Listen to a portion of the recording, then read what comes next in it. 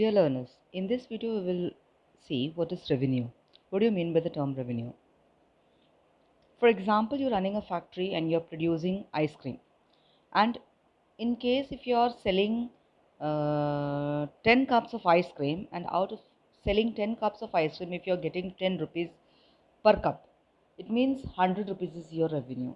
This 100 rupees is the sales receipts. Whatever the amount you're receiving out of the sales receipts is termed as revenue. In the words of Dooley, the revenue of a firm is its sales, receipts, or income. It is also called sales proceeds. There are three concepts of revenue: total revenue, marginal revenue, and average revenue. Let us see what do you mean by the total revenue. This is the table of total revenue, shows the marginal revenue and average revenue. Total revenue is the total amount received by the seller by selling a given quantity of output. For example, if the seller is selling one unit of a commodity, the total amount received by him is 10 rupees.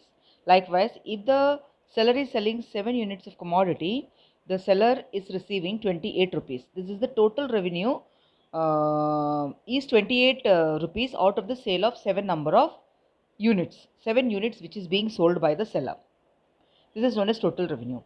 Marginal revenue tells you about the additional amount which was being received by the seller by selling one more or one less unit of output is known as marginal revenue. Average revenue, in simple language, it is known as price per unit.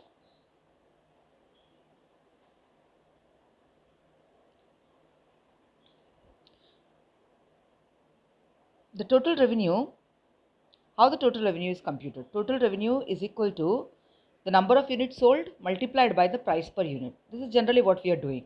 If we are purchasing 1 pen, we are paying 5 rupees. If we are purchasing 2 pens, we are paying 5 rupees for 5 rupees per pen, which means for purchasing 2 pens, we are paying 10 rupees.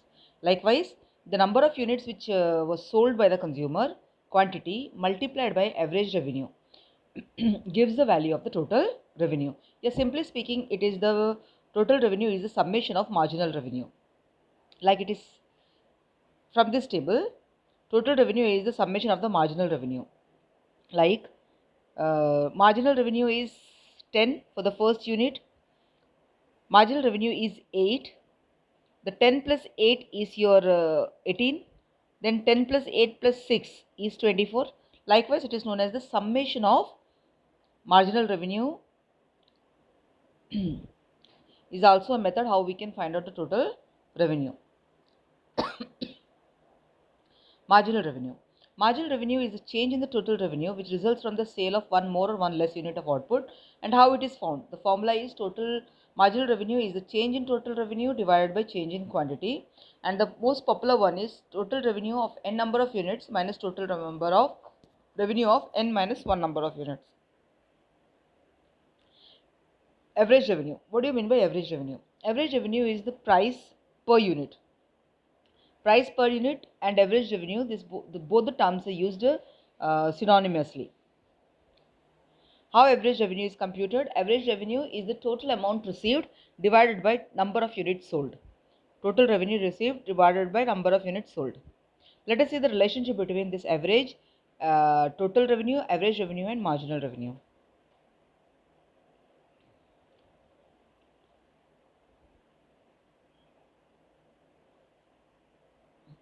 Yeah, this is the curve which shows the relationship between total revenue, average revenue, and marginal revenue. You can see that when the total revenue reaches the maximum, at that time the marginal revenue is 0. When total revenue reaches the maximum, marginal revenue is 0, and after reaching the maximum, the total revenue curves are bending downwards. It is falling downwards, and after that you can see that the marginal revenue curve is also becoming negative. So from this diagram it is clear that marginal revenue may be positive, may be negative, may be 0. Average revenue is always positive, and the total revenue, when it reaches maximum, marginal revenue is 0, and when total revenue starts falling, marginal revenue turns negative.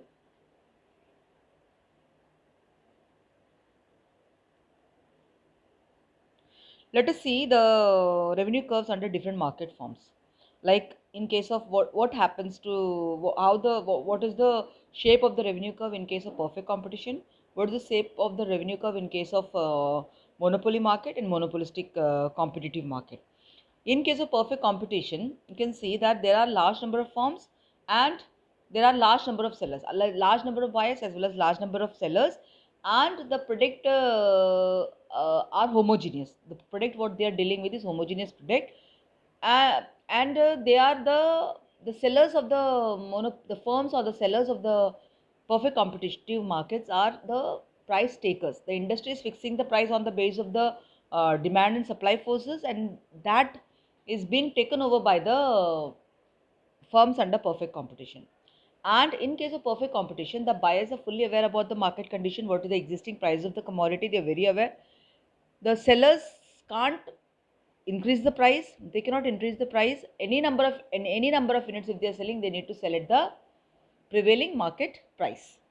Due to this reason, if they are selling one unit, they have to sell for, if it is the price fixed is 5 rupees, they can sell for 5 rupees only. If they are selling two number of units, again they are selling both the units for 5. Likewise, it goes on.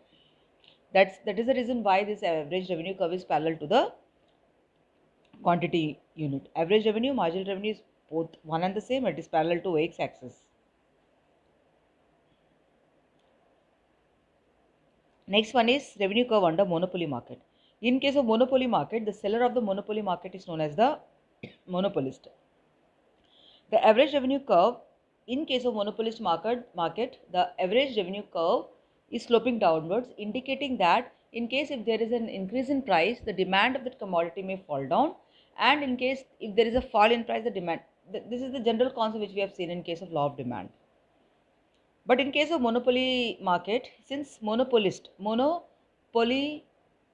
market, in case of monopoly market, there is only a single seller. The seller of the monopoly market is known as monopolist.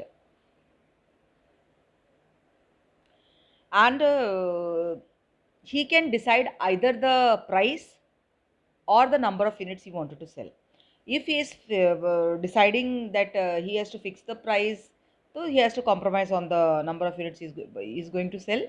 And in case if he wanted to increase the sales, he has to reduce the price. Both he cannot determine together in case of monopoly market. That is the reason why in case of monopoly market, the demand curve is falling downwards. You can see average revenue and marginal revenue curves are falling downward, and you can see that there is elastic, but it is not very elastic, which indicates that the product of the monopolist may fall, but it may not fall down to zero. The demand of the consumers will come down, but they will try to buy as per their necessity. They won't be buying more number of units, and they will limit their usage also in case of monopoly market. Next one is revenue curve under monopolistic competitive market. In case of monopolistic competitive market, you can see that the diagram of monopolistic and monopoly is the same. Revenue curves under monopoly as well as monopolistic competitive markets are the same. The difference being in case of monopoly market, the diagram shows that there is more elastic. It is more elastic when compared to the revenue curves under monopoly market. More elastic is because the sellers are selling the commodities which are close substitutes. In case if one seller is increasing the price, the consumer is having enough reason, they can exit that particular market and they can go for its close substitute. There are variety. In case of tea leaves, you can see there are variety of tea leaves available. So in case if one particular commodity, if one particular seller is increasing the price, they can skip that particular market and they are moving to the other, which means that the demand of that particular product is falling down to zero because of increasing the price or because of the availability of the close substitutes which is available in the market at more cheaper rate. Thank you.